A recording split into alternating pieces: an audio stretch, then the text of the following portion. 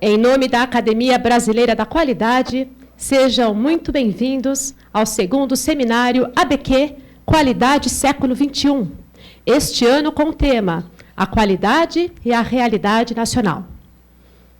Este seminário é realizado em comemoração ao Dia Mundial da Qualidade e está incluído no World Quality Month, Mês Mundial da Qualidade.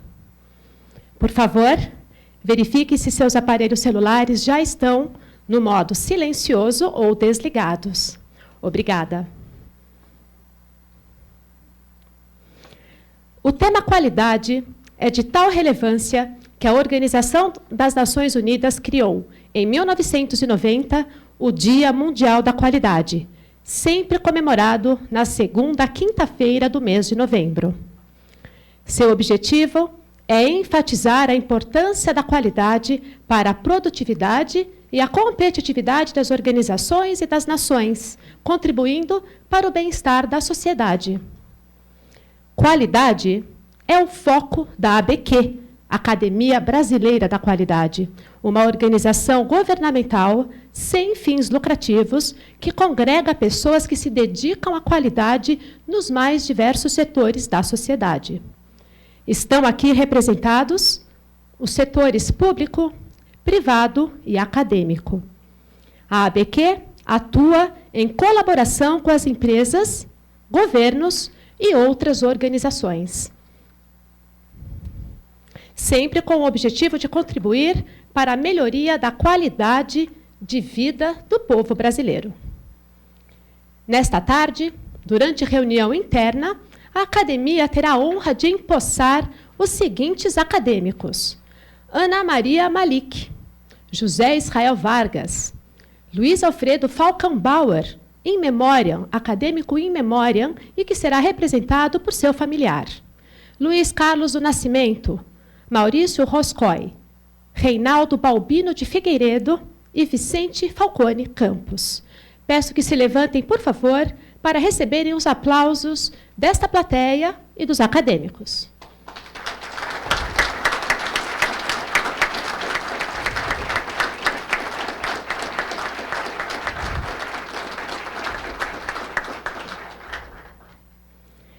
Este seminário está sendo apresentado para uma plateia de convidados presenciais e para mais de 1.000 internautas inscritos individualmente e muitos outros organizados em mais de 80 salas e auditórios em todo o Brasil.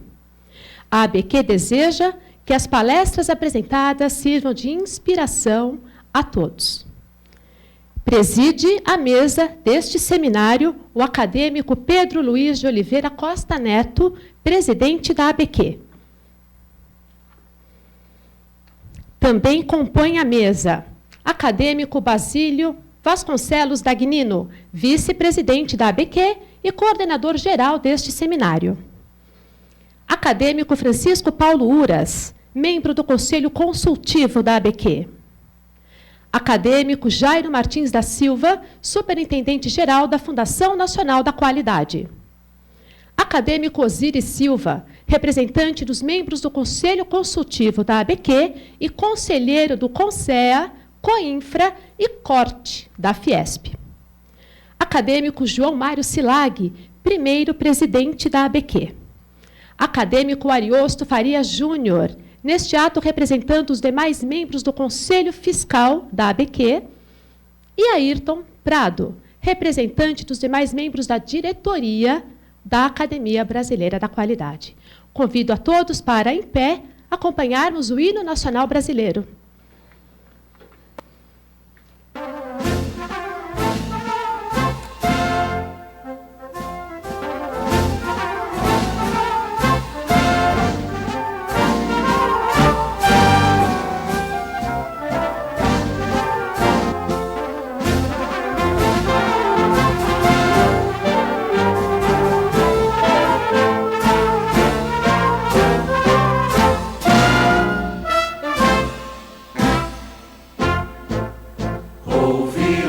Ipiranga, as margens plácidas de um povo heróico brado retumbante, e o sol da liberdade em raios fúlgidos brilhou no céu da pátria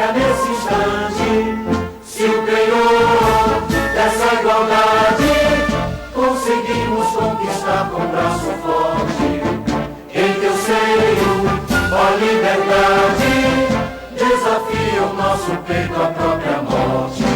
Ó pátria amada, idolatrada, salve, salve. Brasil, um sonho intenso, um raio vívido, de amor e de esperança a terra desce. Sem teu formoso céu risonho e límpido, a imagem do cruzeiro resplandece. Gigante pela própria natureza, és delas forte impávido colosso, e o teu futuro expressa a grandeza. Terra adorada, entre outras mil és do Brasil, ó pátria amada. Dos filhos deste sol és mãe gentil, pátria amada Brasil.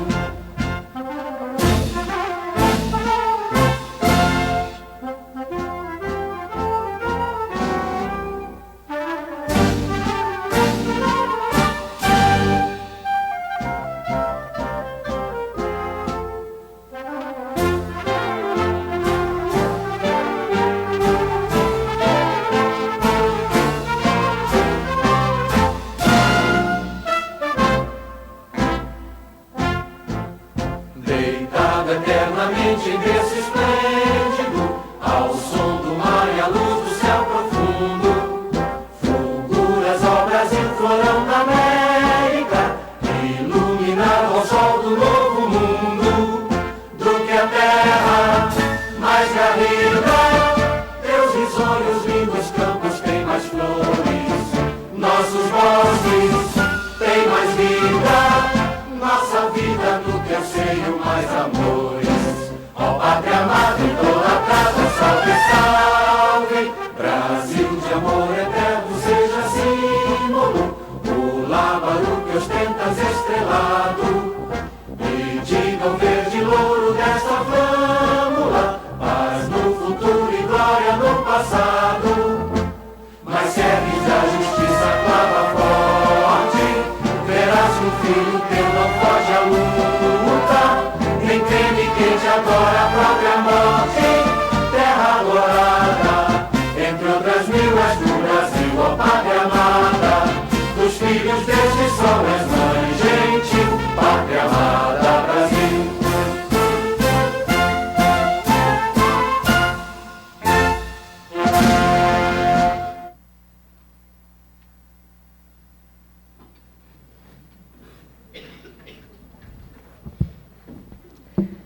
Anunciamos a presença nesta mesa diretora do acadêmico Jorge Gerdau Johann Peter, presidente do Conselho Consultivo do Grupo Gerdau e membro do Conselho Superior Estratégico da Fiesp.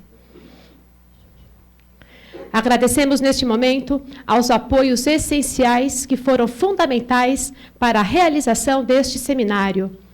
Fiesp, Editora Banas, FNQ, Inmetro, MBC e Target.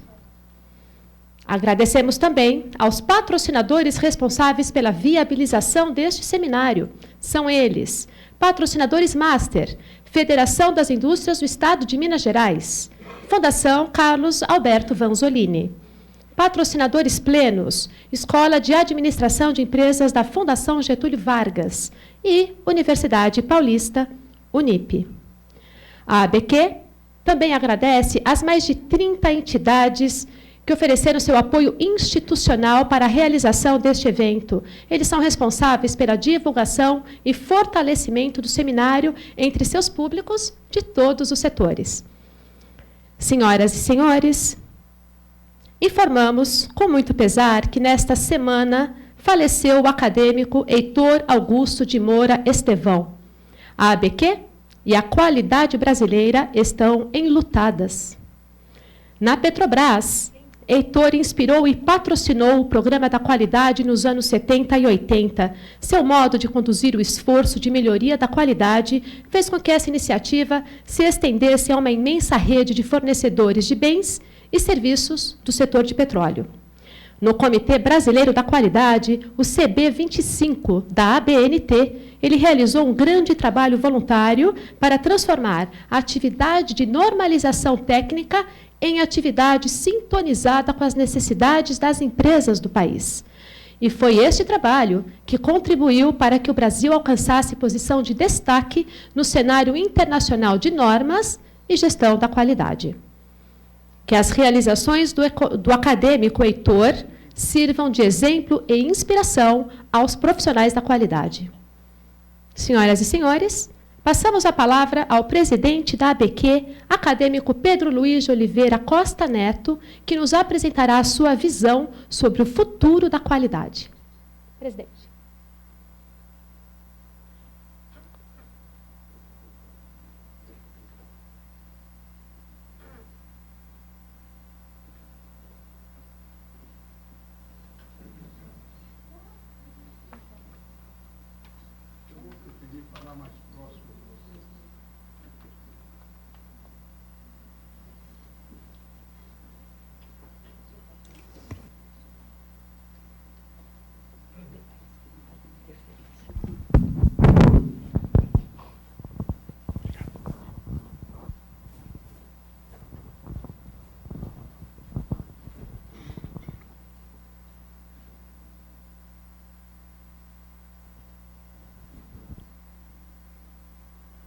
Bom dia a todos.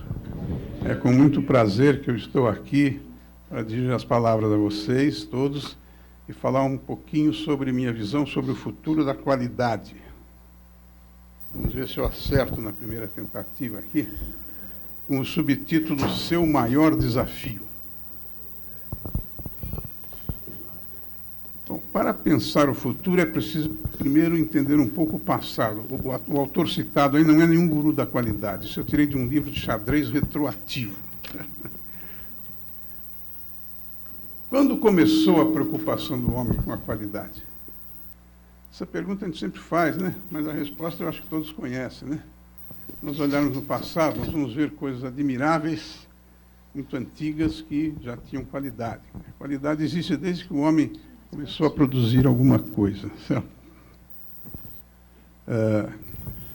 Depois disso veio a produção artesanal, a famosa Revolução Industrial, que revolucionou o mundo comercial e das viagens, etc. Produção em massa, o famoso Ford, né? Controle estatístico, primeiro do produto, depois do processo, garantia da qualidade, coisa da indústria nuclear, da indústria aeronáutica, a normalização da qualidade, hoje nós conhecemos as várias normas, né? Os prêmios da qualidade, né? Temos o Prêmio Nacional da Qualidade, entre outros. A qualidade reconhecida como um fator estratégico, mas a grande meta de tudo isso, onde nós queremos chegar, é a qualidade de vida das pessoas e das populações. Como será que se consegue isso? Bom, falando rapidamente em escolas de administração, nós tivemos 3 grandes escolas: a escola clássica, né, da administração científica, do Taylor, do Fayol, a escola das relações humanas, de Elton Mayo, de Maslow e outros. E aí chegamos na escola da qualidade, os gurus que tanto contribuíram para o nosso bem-estar. Um deles, um dos primeiros, é o Deming, né? Os 14 pontos que ele teve, o ciclo PDCA, que é às vezes chamado ciclo de Deming, mas também tem muita participação do Shewhart, né? O Deming, ele dizia que não se gerencia o que não se mede o que não se define o que não se entende, e não há sucesso no que não se gerencia. Juran, contemporâneo do Deming, com a sua trilogia da qualidade, e com a famosa frase de que qualidade é adequação ao uso.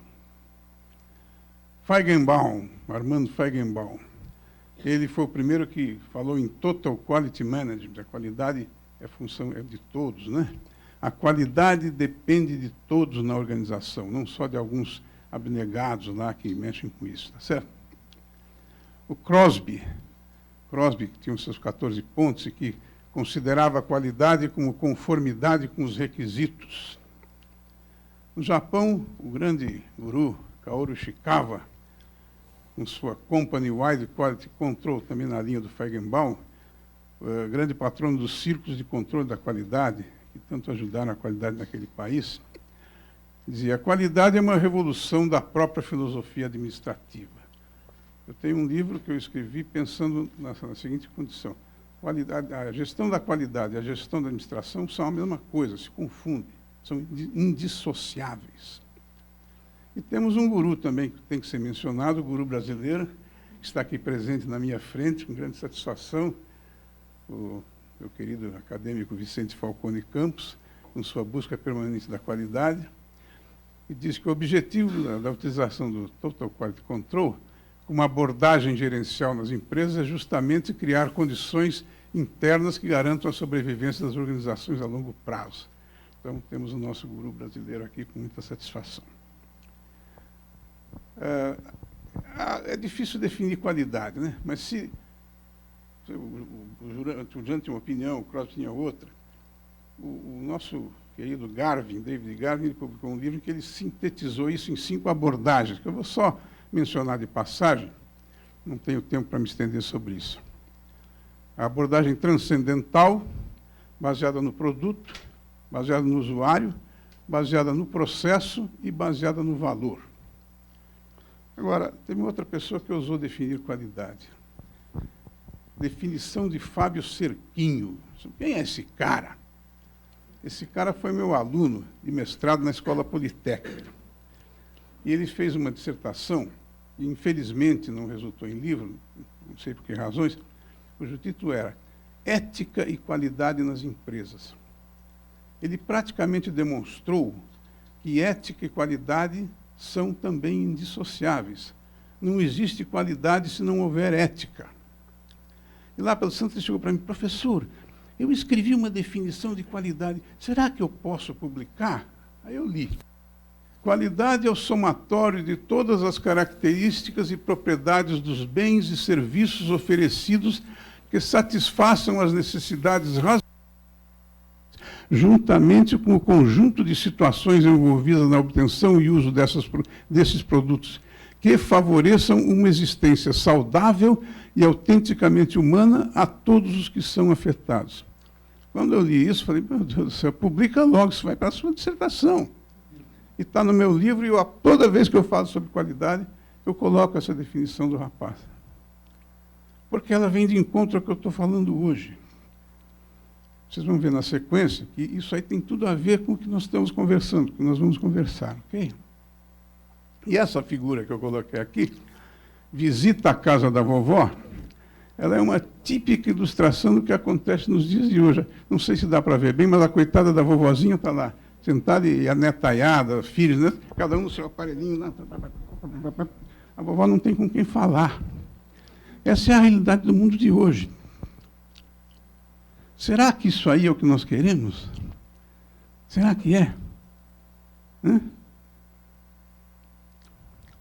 Bom, falando em normas, nós temos diversas, mas aquelas que mais nos interessam aqui são a ISO 9000, de gestão da qualidade, a ISO 14000, de gestão ambiental, agora mudou de novo, virou ISO era OHSAS, agora é ISO 18000, de saúde e segurança, e a ISO 26000, de responsabilidade social. Daqui a pouco elas vão aparecer. Mas, e o futuro? Para onde se movimentam os olhos da qualidade? Com qual abrangência? É isso que nós queremos dizer aqui. Qualidade de vida, na sua máxima acepção. É isso que nós queremos. É isso que nós precisamos. Essa é a nossa meta. Qualidade de vida na sua máxima acepção. Mas como? Quais são os entraves para isso? Os entraves são vários, formidáveis, e se relacionam com uma palavra-chave. Sustentabilidade. Sustentabilidade. A nossa prezada ex-ministra da Noruega, Gro Harlem Brundtland, disse o seguinte: desenvolvimento sustentável é aquele que atende às necessidades do presente sem comprometer a possibilidade das gerações futuras atenderem às suas próprias necessidades. Em outras palavras, está dizendo assim, nós não podemos destruir o mundo. Nós temos que deixar para os nossos descendentes, nossos netos, bisnetos. O homem é predatório, tem se mostrado predatório. Esse é um grande problema. Nós não podemos. Acabou de sair a notícia de que houve aumento de 1 grau na temperatura média e que isso vai piorar, né? Qual é o fim disso? Né? Nós temos que pensar nisso. Isto tem tudo a ver com o conceito de qualidade de vida projetado no futuro. Sem dúvida alguma, certo? A sustentabilidade pode ser enxergada a nível empresarial, nacional ou universal. E ela se baseia num conceito hoje bem aceito do triple bottom line, que diz o seguinte, que existem 3 principais vertentes da sustentabilidade. Não é só a questão ecológica, tem a vertente social, a questão ambiental e a questão econômica. Social, o homem tem que ser privilegiado. O homem somos nós, né? O ambiente tem que ser conservado, senão onde é que nós vamos viver? E as empresas, a parte econômica também tem que existir. A economia tem que prosperar, né? O trabalho, as empresas fornecem aquilo que nós necessitamos. Tem que haver um equilíbrio entre essas 3 vertentes. Isso é sustentabilidade. Alguns autores citam outras vertentes, como a vertente cultural, a vertente geográfica, a vertente política e outras se poderiam pensar. Mas as principais são aquelas 3 primeiras, ok? Então, colocando isso numa figura, nós temos lá as 3 vertentes da sustentabilidade ambiental, social e econômica, né? Quem cuida da ambiental é a ISO 14000, quem cuida da social seria a ISO 26000, de responsabilidade social, e a parte econômica é cuidada pela ISO e etc., e muitas outras, são os prêmios, outros documentos que se preocupam com a parte econômica de administração das empresas de qualidade. Okay? Aqui nós temos nas intersecções duplas, entre o ambiental e o social, a coisa é vivível. Entre o ambiental e o econômico, a coisa chega a ser viável. E entre o econômico e o social seria uma questão justa. Mas essas intersecções duplas ainda não resolvem. Eu quero entrar na intersecção tripla, e é lá que está a sustentabilidade. Eu tenho que satisfazer as 3 vertentes equilibradamente para poder dizer que eu tenho sustentabilidade, que eu tenho desenvolvimento sustentável. Okay? Trata-se, portanto, de uma equação a 3 ou mais variáveis, na qual se busca um ponto de equilíbrio chamado sustentabilidade. Desafio que está posto à humanidade, ele compete aceitá-lo sob pena de trágico futuro. Isso aí eu escrevi com todas as letras naquele livro meu que eu citei. Okay? Eu acredito que isso é verdade. Agora, eu queria fazer uma analogia, que eu considero interessante, entre a problemática da sustentabilidade e a famosa teoria da hierarquia das necessidades de Maslow, que todo mundo conhece.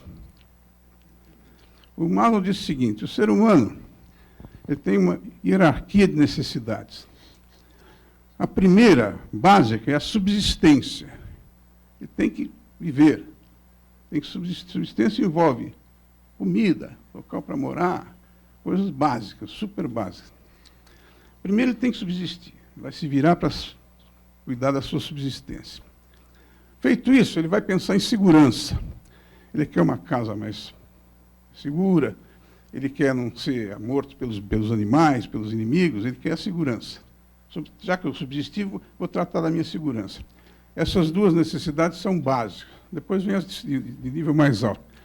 Satisfeitas as 2 básicas, ele começa a se preocupar com a vida em sociedade.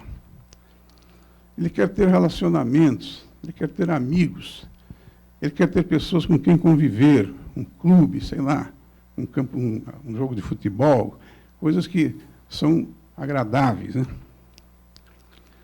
Feito isso, aí ele chega no 4º degrau, que é a autoestima. Ele começa a se valorizar. Puxa vida, eu fiz tanta coisa, eu quero... Isso, um sinônimo de autoestima poderia ser status, né? Eu quero ser reconhecido pelo meu status. Eu quero que a minha condição seja percebida pelos...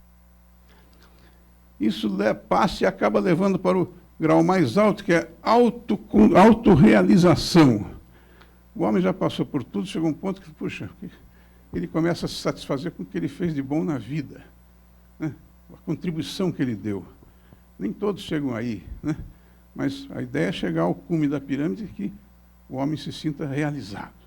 Os problemas meus foram resolvidos. Eu fiz o que tinha que fazer. Eu posso dormir feliz, né? Essa é a teoria da hierarquia das necessidades de Maslow, que todo mundo conhece, todo mundo estudou. A analogia que eu proponho, válida para o conjunto da sociedade, é a seguinte. Na pirâmide, isso aqui agora é válido para o conjunto, né, para o conjunto da sociedade, para o planeta, vamos dizer assim. A base da pirâmide é a sustentabilidade. Se eu não tiver sustentabilidade, vamos usar um termo bem popular aqui, a vaca vai para o brejo. Certo? Eu vou acabar destruindo as condições de vida que eu tenho, e as gerações futuras vão ser grandemente prejudicadas, e eu não sei qual seria o fim disso. A sustentabilidade equivale, então, à sobrevivência, né? Eu tenho que buscar a sustentabilidade. É a base da pirâmide. Feito isso, nós vamos procurar a paz, segurança. Segurança é paz, né? Armistício entre as nações. São duas necessidades, tem uma correspondência muito direta entre as duas pirâmides, né? Tendo paz, então eu terei convivência harmônica entre os povos. Convivência harmônica entre os povos. Cada um com as suas características, né? Suas religiões, seus hábitos, suas culturas. Com isso eu posso ter uma qualidade de vida universal. Eu estou seguro, eu estou em paz, eu tenho convivência, então eu estou atingindo uma qualidade de vida universal. E o topo da coisa tem que ser a garantia de não haver retrocesso. Garantia de não haver retrocesso. Aí, talvez um órgão equivalente à ONU, alguma coisa, pudesse garantir isso. Então, essa analogia eu fiz, aí surgiu, até discutindo o problema com um aluno de doutorado, surgiu essa analogia que eu gostaria de trazer, porque eu achei interessante. Okay? Então, agora, voltando à questão da sustentabilidade, é o desafio maior da qualidade em nossos tempos. Não realizá-lo significa fatalidade para a humanidade. Eu digo isso com todas as letras. Conseguiremos? Lembrando Feigenbaum, a sustentabilidade depende de todos no planeta. Da mesma forma que a qualidade depende de todos na organização, a sustentabilidade depende de todos no planeta. Certo? Muito obrigado.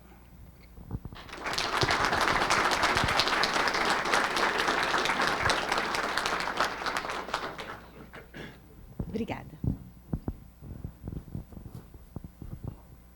Muito obrigada ao presidente acadêmico Pedro Luiz.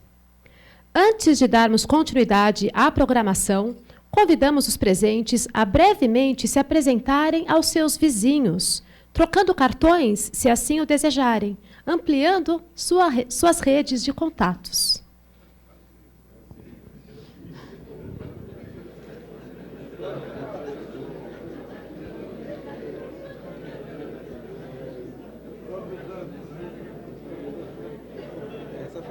Boa, muito prazer.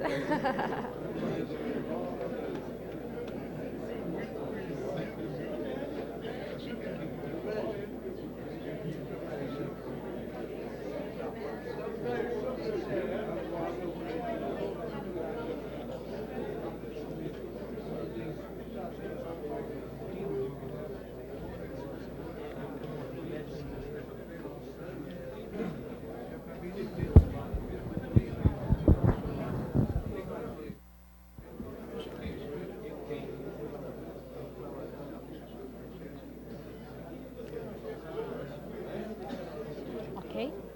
Muito obrigada.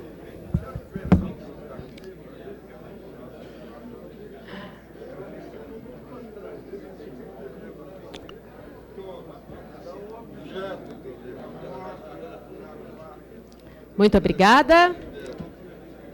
Ótimo. Ótimo.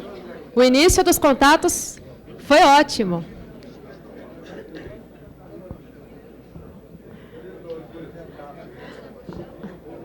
Senhoras e senhores, a ABQ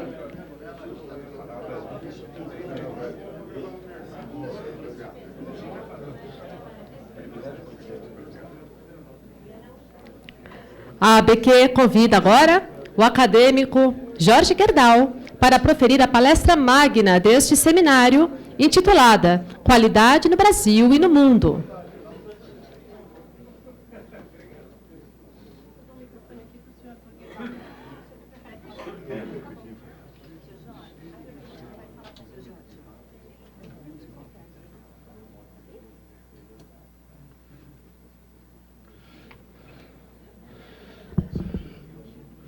Bom dia a todas e a todos. Vou saudar o nosso presidente Pedro Luiz, saudando consequentemente toda a mesa. Penso que esse momento aí que estamos vivendo da nossa academia é tremendamente importante. Se vocês perceberem na minha apresentação, né, eu vivo um momento de enorme angústia, né, e incrível como a sua palestra, professor Pedro Luiz, ela é um embasamento conceitual extremamente importante. E penso eu que nós estamos vivendo um momento que talvez, inclusive, não seja só brasileiro, inclusive de natureza mundial, mas a importância de que se amplie, se utilize os recursos que as tecnologias de gestão nos dispõem, é um passo decisivo para que se possa realmente vencer os desafios e que, no fim, é o objetivo maior de qualidade de vida. Eu não posso deixar de, ao começar, vou falar rapidamente da nossa história sobre o processo da qualidade que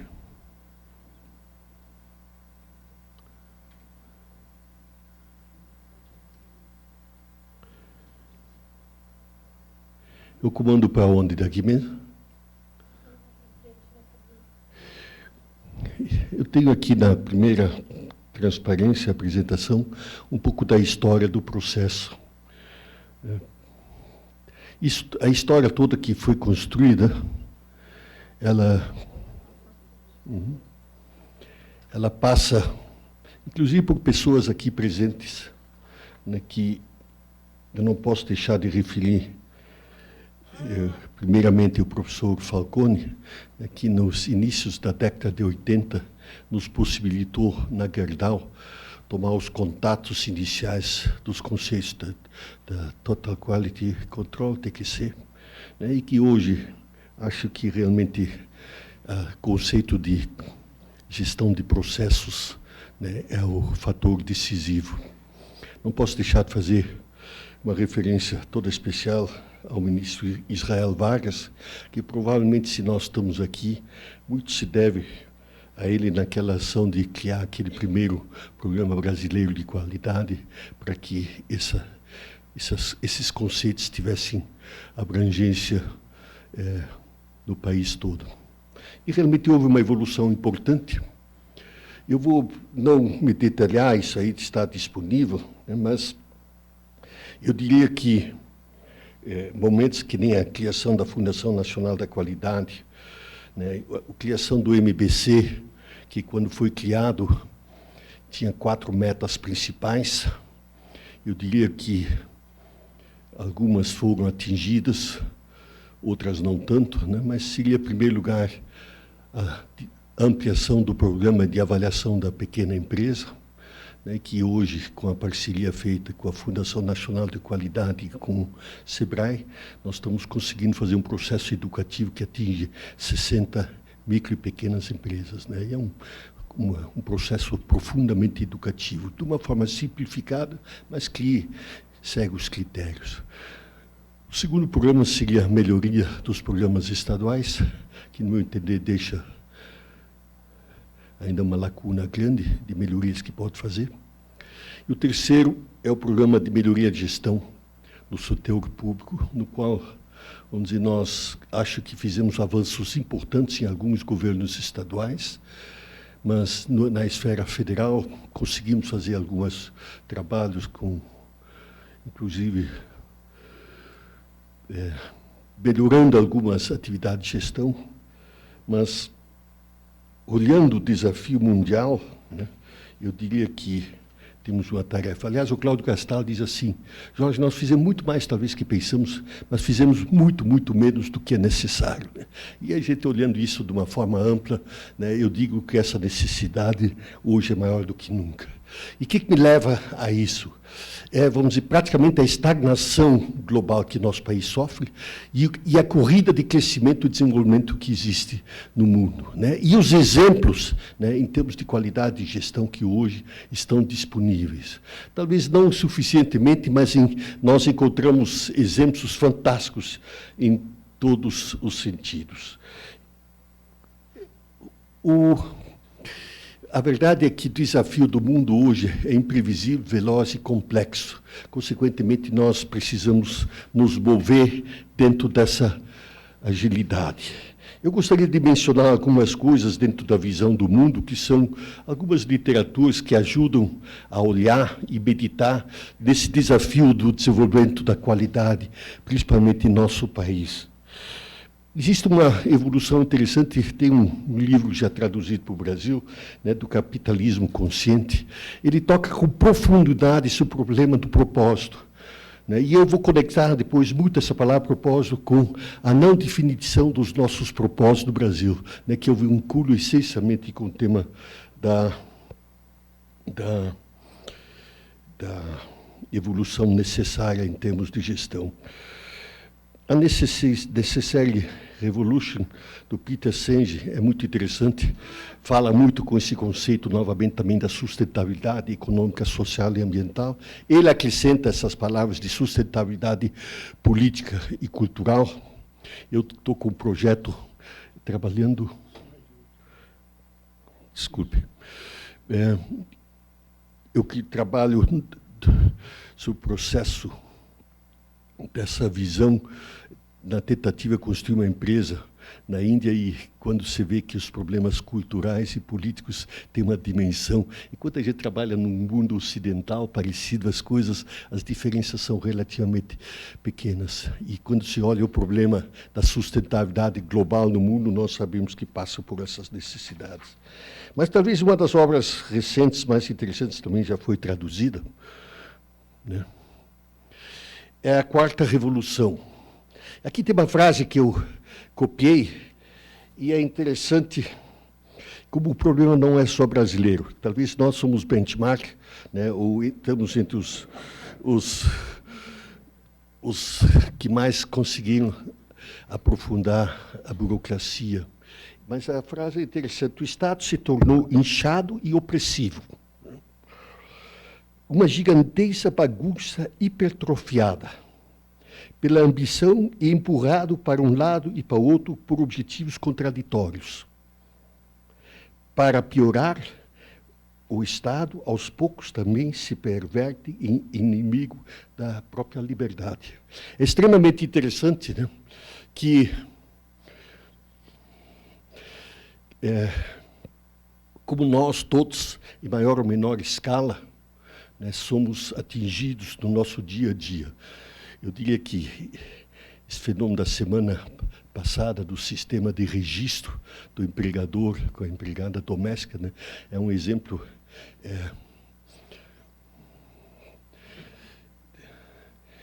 É um exemplo, não vou me estender que isso... Todo mundo entendeu.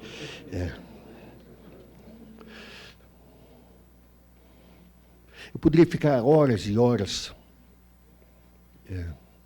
analisando o que esse monstro da burocracia conseguiu criar, e como nós todos somos vítimas, né?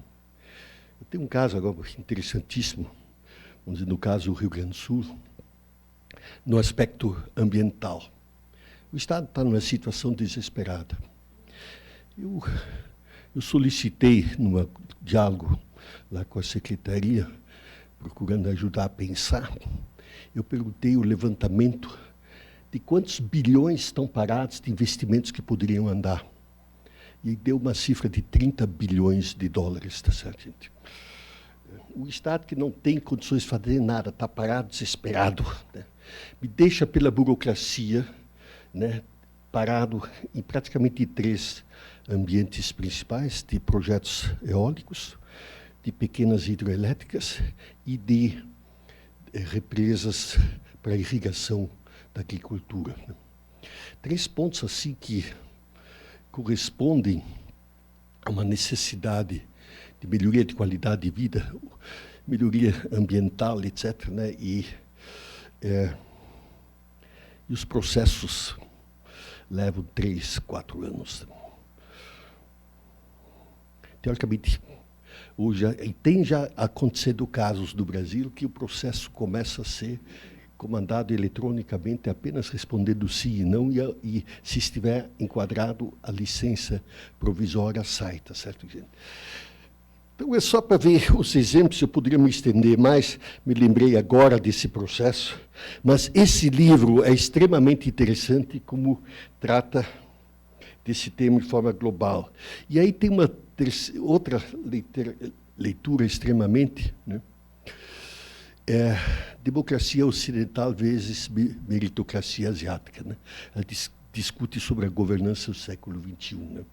E aí é coordenado esse livro por um empresário da Califórnia, né? E é interessante que no local onde existe a maior criação de inovações no mundo por metro quadrado, indiscutível, é a 6ª, 7ª renda per capita no mundo, né? Discutem que a falência do governo, né, leva a eventualmente não conseguir continuar enfrentando os desafios. Fala principalmente sobre educação, né, para o mundo moderno, né? E aí a pergunta é o seguinte: teremos nós, numa democracia plebiscitária e sem eficiência de gestão, condições de competir com uma meritocracia asiática? O desafio é interessantíssimo, né? Mas ela, no fundo, ela entra novamente nesse marasmo que nós conseguimos construir, né? E talvez nós estejamos aqui no Brasil com uma situação extremamente delicada nesse sentido. Aí, a competitividade do mundo, a competitividade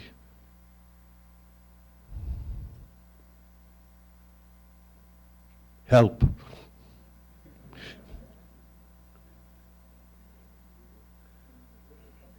Ele trata do aspecto da competitividade mundial exige competência da gestão pública. O governo não cabe do seu orçamento, né? É uma frase que está começando a surgir, inclusive de baixo para cima, né? Porque para nós é evidente. Mas, marasmo burocrático, o governo se perde na própria burocracia. E o governo, né, tem 2 funções básicas. Tá, perfeito. Então, só dou o aviso. Então, a próxima, por favor, né? O governo, né, tem 2 funções de governança, né? Uma governança operacional e a segunda é a governança estratégica, né? Eu, desses últimos anos, né, eu aprendi, dentro desse processo, que é primária. Eu já falei, eu acho que aqui, inclusive, sobre isso, mas o processo de gestão mais importante chama-se governança, né? Eu aprendi que é possível, eventualmente, você ter numa organização, instituição privada, pública, terceiro setor, eventualmente uma série de processos bem estruturados, seja em gestão de um ou outro item. Mas se o core business, o objetivo principal né? E aí surge novamente o debate do conceito de governança e o conceito do propósito, aonde é que nós queremos chegar, né? Para que existe isso tudo? Qual é o objetivo desse mecanismo, etc. Né? Nós vemos que é uma peça-chave esse tema da governança. E qual é o Brasil real? Próximo. O Brasil real hoje é que praticamente 40% do PIB está em gestão pública, gente. Né? A carga tributária anda em 36%, 37%, nós temos um déficit aí de 5%, 6%. Se eu somar isso à carga tributária, eu passo dos 40%. E o setor privado tem um número ao redor de 60%.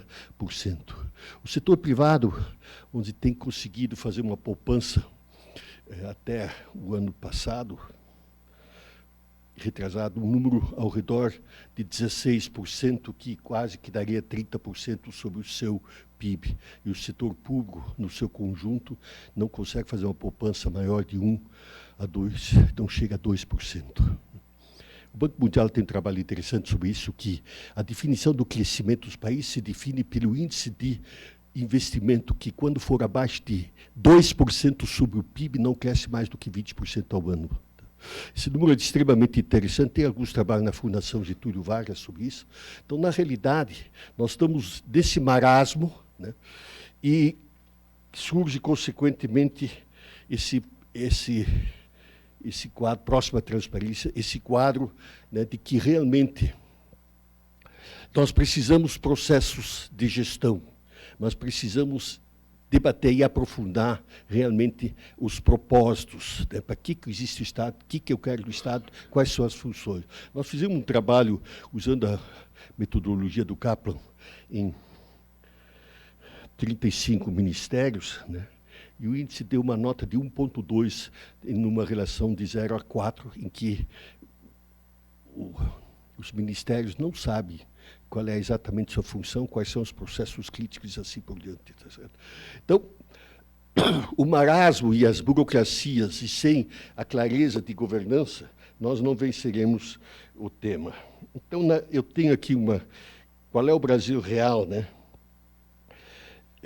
Então, nós temos aí uma variação do PIB, né, e que nos mostra como estamos caindo vamos dizer, de 2010, fomos gradativamente descendo a curva para 1,8, depois passamos 2,7, estamos em menos 3, e a perspectiva é de que fiquemos aí com um número continuando negativo.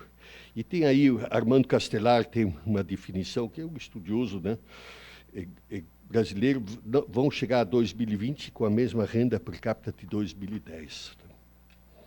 Qual é o Brasil real, tá certo? Então, a desigualdade, nós tivemos evoluções significativas de 5 para 0,525. Agora, o Brasil, ranking global de competitividade, nós estávamos 64º, né, subimos um pouco, chegamos a 48º e hoje estamos em 76º lugar, né, com uma piora significativa. Qual é o Brasil real, novamente? Evolução de arrecadação federal em bilhões, tá certo? Se vê aí uma queda de menos 2% para 2014. A próxima, por favor, desculpe.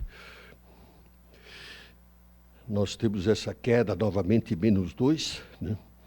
Tem aí um número importante, que entre 2013 e 2014, a arrecadação cresceu 84%, e enquanto o PIB cresceu 47%. E aí agora vou dar um número mais assustador, ainda que é um exemplo prático sobre o tema de gestão. Qual é o Brasil? Próxima é na parte de educação. São Paulo teve uma evolução do ano 2009 a 2013, saiu do Enem com a pontuação de 3,6, tá, e foi para 3,7. Agora, o gasto por aluno, nós saímos de um número de 2.400 em 2009 por aluno e fomos a 9.236. Gente, isso é um caos. Né?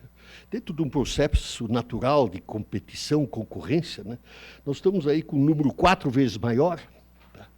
E a evolução foi pífia. Certo? O que é isso? Isso é não instrumental de gestão. É dar dinheiro sem exigência, sem meritocracia, sem avaliação, sem exigência. Estou tocando esse assunto, né, porque talvez seja um dos pontos mais importantes em que as tecnologias de gestão têm que ser utilizadas. Mas aqui tem um caso extremamente interessante, que é o Distrito Federal, foi de 3,2 para 3,3, e ele gastava 5.400 e hoje está gastando 10 mil por aluno. Agora nós temos alguns exemplos um pouco melhores. Tá? Pegamos Goiás. O Goiás estava em 16º lugar na educação nível médio e conseguiu chegar a 1º lugar, numa etapa de governo. Tá? 3 anos e pouco. Mas o interessante é que o custo era 4.138 e passou a 4.485. Não houve alteração de custo. O que houve? Tecnologias de gestão. Gente, eu me aprofundei, acompanhei um pouco isso. É uma coisa fantástica, porque são coisas absolutamente normais, como meritocracia. O diretor de escola, por sistema de votação, primeiro tem que fazer um concurso para ver se tem habilidade para se candidatar. Tá certo? Estabelece sistemas de reconhecimento de médias por alunos, meritocracia, etc. São quase que 10 processos que se usa na educação como se usa em qualquer unidade gerencial de uma filial comercial, coisa do tipo. Isso é de uma evidência do primarismo. Lógico que teve a recapacitação dos professores, tá certo? Né? E com metodologias para que realmente o processo pedagógico chegasse nos primeiros anos de educação realmente junto ao aluno. Mas isso aqui, para mim, é um quadro fantástico, né? Como o desafio que nós temos com a evidência aqui que é gestão ou não é gestão, né? E os desafios que o nosso país tem nesse sentido. Próximo. Aí isso eu já... Aí vem a próxima transparência que eu faço. Eu acho que pulou 2 aí, por favor, moça. Não, aí avançou mais um. Para trás. Aí. Então, para frente. Bom, a verdade são 2 ciclos. O ciclo da governança, que é avaliar, direcionar e monitorar, e outro é o famoso PDCA. Os 2 círculos têm que se relacionar, né? Porque você só trabalhar na gestão sem cuidar do processo principal em que eu defino meus propósitos, minhas metas e estabeleça, vamos dizer, em termos globais do país ou por áreas, é peça-chave para que realmente se avance. Peter Drucker, próximo. Peter, um para trás. Foram 2 para frente. O planejamento não diz respeito às decisões futuras, mas às implicações futuras das decisões presentes, né? Quer dizer, essa palavra, vamos dizer, como sempre, genialidade do Peter Drucker nos mostra, vamos dizer, que nós, através do planejamento, com instrumentos de gestão, consequentemente com os PDCAs e metas estruturadas, né, é que vão decidir qual será o nosso futuro.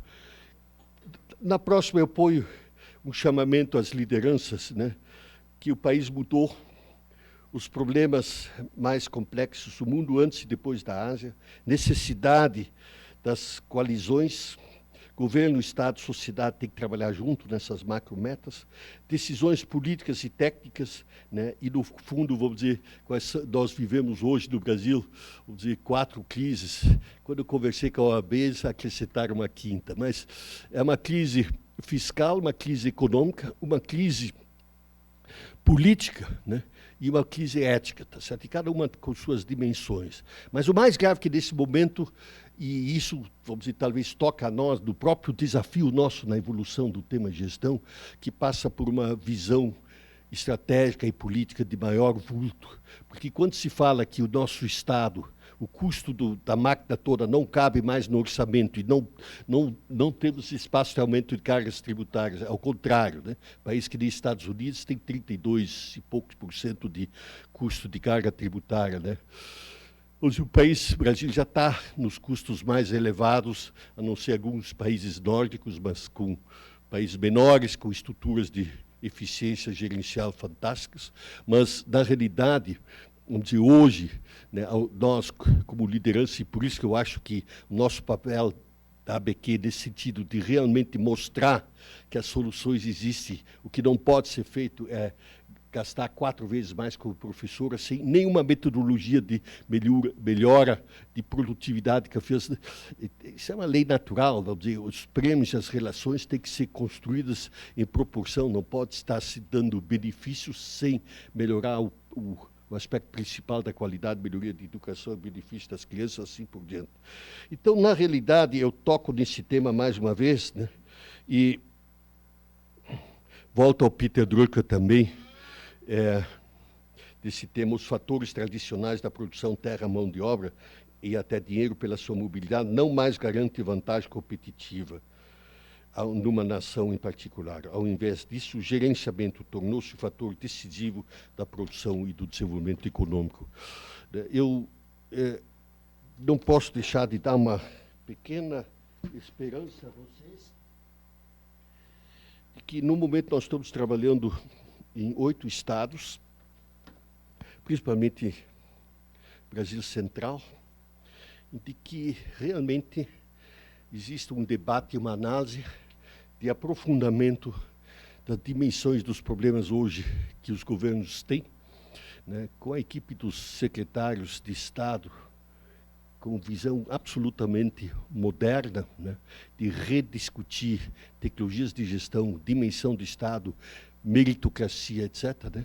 Tem núcleos hoje do país que já estão enxergando e debatendo o tema. Quer dizer, a visão do governo federal, que é profundamente atrofiadora, a esplanada não conversa entre si, etc., são problemas muito, muito complexos, e principalmente, talvez, de natureza política, mas também existe uma luz no túnel com esses governos com cabeças modernas, abertas, né? Praticamente secretariado feito por gente nova e só profissionais, tá certo? Né? Não deixando que a política penetre no processo gerencial administrativo. Não, eu tenho alguma esperança, vamos dizer, na luz do final do túnel. Mas que o nosso papel como cidadão consciente, vamos dizer, que são os associados e os partícipes da ABQ, nossa responsabilidade é enorme, porque essas 2 metas principais, voltar ao crescimento, né, ajuste fiscal é meio, voltar ao crescimento e conseguir que a máquina pública consiga trabalhar, no mínimo, com uma produtividade 30% melhor do que hoje, são 2 fatores decisivos, tá certo? Para que o país possa ter rompimento. Em relação a esse cenário que eu tentei mencionar um pouco dentro da competitividade global, se isso não acontecer, nós vamos continuar, vamos dizer, andando num passinho extremamente lento ou até andando um pouco para trás, como tem acontecido. Muito obrigado.